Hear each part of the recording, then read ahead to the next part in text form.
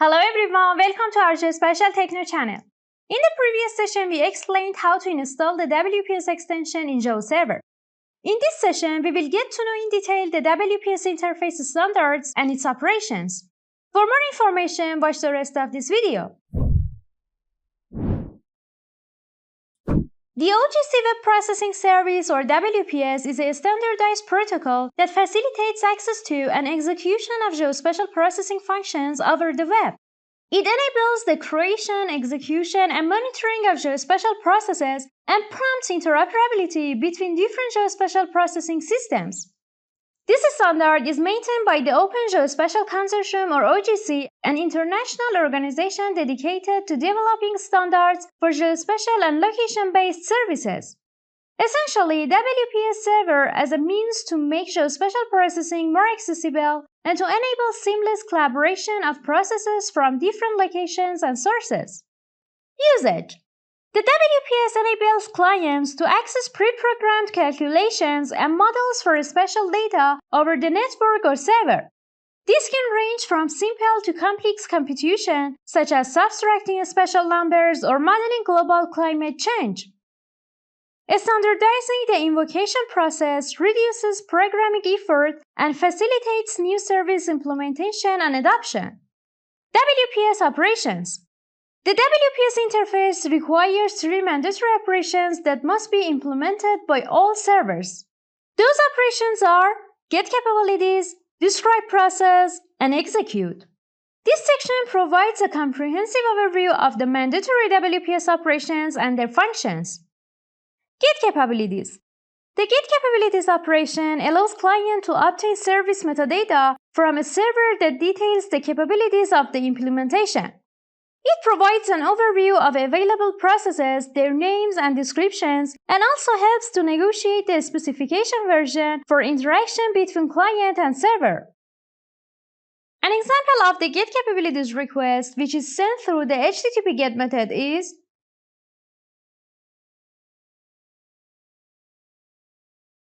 there are three required parameters and values being passed to the WPS server. The service parameter tells the server that the WPS request is forthcoming. The version parameter tells the server what version of the service is being requested. Here is 100. The request parameter tells the server that the operation requested is the GetCapabilities operation. The response is a capabilities XML document with a detailed description of the WPS service. It contains several main sections such as service identification. This section includes basic information about the WPS service such as the title, abstract, service type, and service type version. Service provider: it provides information about the provider of the WPS service, including the provider name, provider site, and service contact. Operations metadata: this section describes the operations supported by the WPS service. Process offerings: it lists the processes offered by the WPS service, including their identifiers, titles, and abstracts.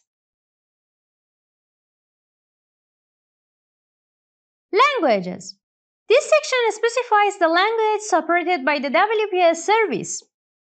Overall, the Capabilities XML document provides a comprehensive overview of the WPS service, including its basic information, provider details, supported operations, offered processes, and supported language. If you are enjoying the video, I would really appreciate if you subscribe to my channel, like the videos, and share it with your friends. This will help you and others to improve your skills and benefit from these valuable resources. Thank you for your support. DescribeProcess: this operation allows clients to request and retrieve back detailed information about the processes available on a WPS server. It can be used to get information such as the inputs required, allowable formats, and the outputs that can be produced. Let's say we have a WPS server that offers a buffer process. We want to know more about this process, such as its inputs, outputs, and the algorithm used. Here is an example of how this operation can be used.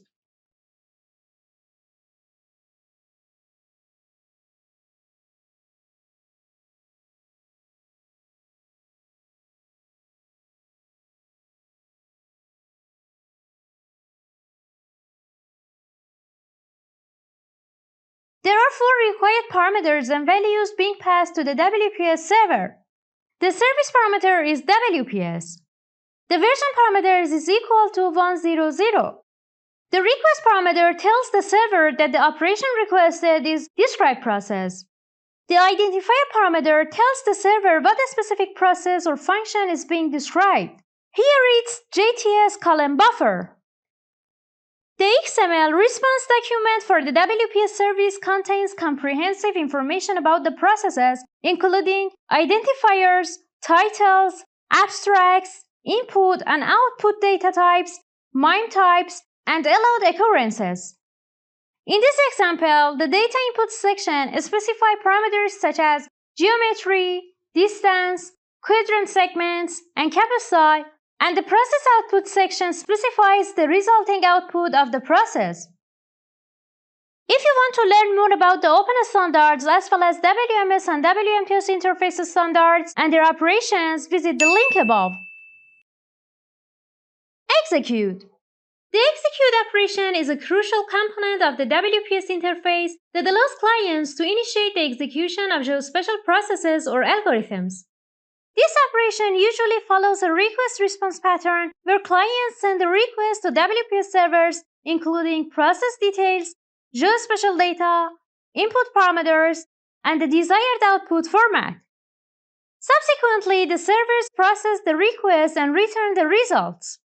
Here we will use a prepared example from the demo section to illustrate this operation.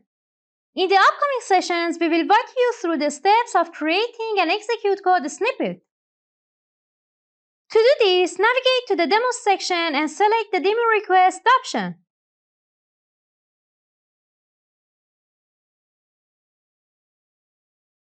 From the request drop-down list, select WPS aggregate _1.0.xml request. Here are explanations of some important tags in the XML execute request. WPS:execute. This is the root element that initiates the execution of a process in a WPS. OWS:identifier specifies the unique identifier of the process to be executed. In this case, it's GS::aggregate.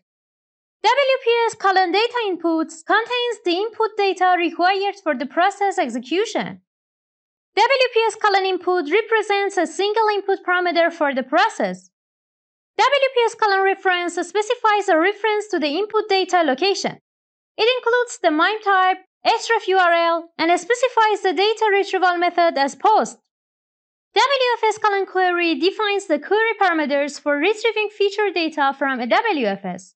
The type name attribute specifies the specific feature data to retrieve. In this case, top: states. WPS::response form specifies how the output of the process should be returned. WPS::raw data output indicates that the output should be returned in a raw data format with a specified MIME type, application/JSON in this case. OWS::identifier identifies the output parameter in the response, here labeled as result, which will contain the aggregate data in JSON format. These tags and parameters define the process to be executed, the input data required, and how the output should be formatted. Overall, the execute operation in WPS provides a flexible and a standardized method for running GeoSpatial process over the web. It also enables easier access to and use of GeoSpatial analysis tools across different resources. In this session, we discussed the OGC WPS interface standard and its operations. If you want to learn how to install the WPS extension in GeoServer, we recommend watching the suggested video. Also, if you are interested in exploring more advanced topics such as various comparison and spatial operators, ECQL filtering, and WFS transaction in GeoServer, we suggest you explore the recommended playlist. Have a good time!